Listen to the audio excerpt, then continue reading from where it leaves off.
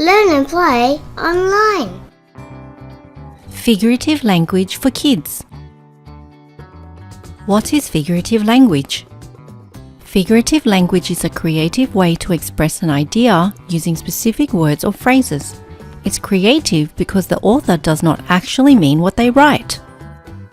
There are many types of figurative language, but in this video we will be exploring hyperboles, idioms, onomatopoeia and alliteration.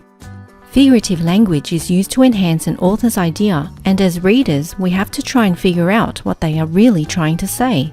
The author helps us by choosing specific words and phrases that we can then use to make vivid pictures in our minds while reading. Figurative language also helps the readers to tap into their emotions and create a deeper response to the text. Let's start by exploring hyperboles. Hyperboles are a lot of fun to read and write because they are an exaggeration of an idea. They are so dramatic that it would be impossible to believe it is true. Here are some example hyperboles. The first sentence will be the literal meaning, so it will be the exact representation of the situation. The teacher gave me so much homework. Now look how using a hyperbole elevates the same idea in a fun and creative way. The teacher gave me a ton of homework. Obviously the teacher did not give a real ton of homework for the boy to complete, but using figurative language like hyperboles can help readers to create a vivid image of what looks like a whole lot of homework in their minds. Here is another example sentence. He laughed a lot. Now let's exaggerate this idea with a hyperbole. He was dying of laughter. This hyperbole cannot be taken literally, as the boy didn't actually die from laughter. Rather, it paints a picture that he was laughing hysterically. Let's now explore another type of figurative language, idioms. Idioms are popular expressions or sayings. In fact, you may have heard of a few or even used a few yourself without realizing it. They can be confusing because you cannot take them seriously or literally, as they do not mean what the words say at all. Let's have a look at some examples. If you ever hear someone using the idiom, "That was a piece of cake," what they're really trying to say is that the task was very easy to do. The idiom, "Hold your horses," doesn't actually require you to do anything with real horses. The literal meaning is to wait or slow down and be patient. Here is a popular idiom that is quite confusing. If someone says, "break a leg," what do you think they actually mean?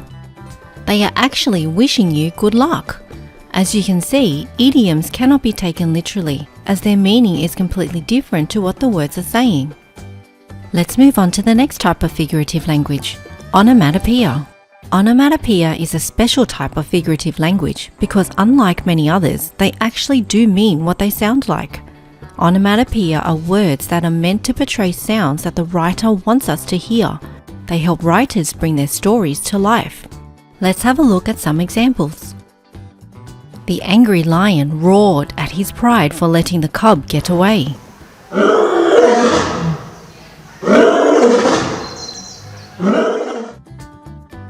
Wild thunder cracked and rumbled throughout the night during the ferocious storm.